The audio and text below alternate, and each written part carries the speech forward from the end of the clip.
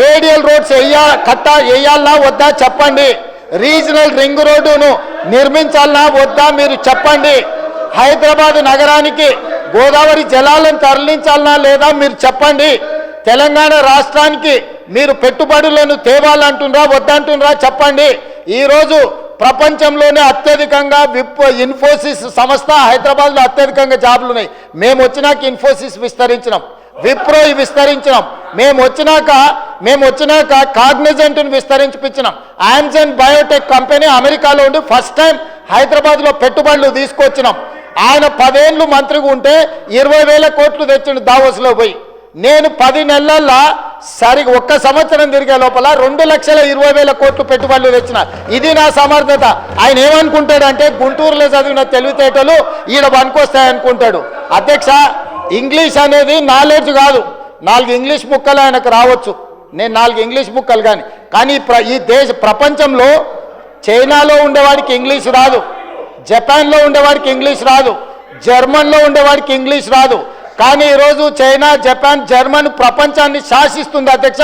4 English ముక్కలు వస్తే ఒకవేళ హోటల్లో పనిచేయడానికి ఆర్డర్స్ తీసుకోవడానికి పనికొస్తుండొచ్చు అధ్యక్ష. బట్ట షాప్లో బట్టల అమ్మనికి పనికొస్తుండొచ్చు. గుంటూరులో చదివిన తెలివితేటలన్నీ మా దగ్గర వచ్చి చూపించవద్దు అధ్యక్ష. మేము గవర్నమెంట్ స్కూల్లో చదివి వచ్చినాం, మేము గుంటూరులో చదవలే. మా తెలుగు మీడియంస్ అధ్యక్ష, తెలుగు మీడియము గ్రామీణ ప్రాంతాలలో గవర్నమెంట్ స్కూల్లో చదువుకొని వచ్చినాం అధ్యక్ష. మేము గుంటూరులో పోయి చదువుకొని రాలే, ఆ తర్వాత పూనా పోలే, ఆ తర్వాత విదేశాలు తిరగనికి పోలే. మేము ఇక్కడనే పుట్టినాం, ఇక్కడనే పెరిగినాం, ఇక్కడనే చదువుకున్నాం. లోకల్ పరిజ్ఞానంతో పనిచేస్తున్నాం అధ్యక్ష. ప్రజల బాధ తెలిసిన వాళ్ళం అధ్యక్ష. మేము 4 ఇంగ్లీష్ ముక్కలు వచ్చినంత మాత్రాన అదేదో గొప్పతనం అని దాని మీద ఏదో పెద్ద ఉపన్యాసాలు ఇచ్చి దాన్ని చూపించి ఏదో సాధించినమని. కాబట్టి ప్రపంచంలో అత్యధికంగా ప్రపంచాన్ని శాసిస్తున్నది చైనా, జపాన్, జర్మన్. ఆ దేశంలో ఎవరికేం ఇంగ్లీష్ రాదు, కానీ వాళ్ళు ప్రపంచాన్ని శాసిస్తున్నారు ఆర్థిక వ్యవస్థను. అట్లాంటిది ఈరోజు తెలంగాణ రాష్ట్రంలో ఒక రైతు కుటుంబం నుంచి వచ్చి గ్రామీణ ప్రాంతాల నుంచి వచ్చి గవర్నమెంట్ స్కూల్లో తెలుగు మీడియంలో చదువుకున్న నేను ముఖ్యమంత్రి అయితే ఎందుకు మీకు కడుపుమంట?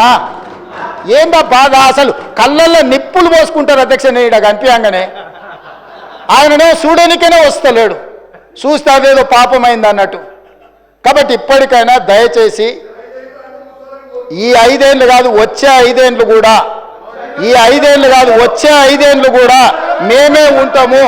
మీరు అక్కడ ఉండాలనుకుంటే సలహాలు ఇవ్వండి. పెద్ద ఆయన మీకు కుర్చీ ఇయ్యాడు. నేను మళ్ళీ కూడా చెప్తున్నా, పెద్ద ఆయన గురించి నీకు ఎంత తెలుసో తెలియదు కానీ నాకు చాలా తెలుసు.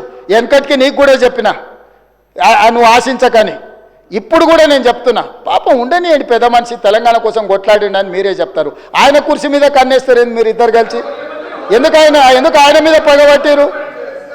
కుటుంబంలో పెద్ద దిక్కు ఒక ఆయన ఉండాలి, పెద్ద దిక్కు ఉంటేనే గౌరవం ఉంటుంది. పెద్ద ఆయనను కూడా ఖతం చేసి కుర్చీలో కూర్చోవాలనే స్కీమ్లు వేయకండి.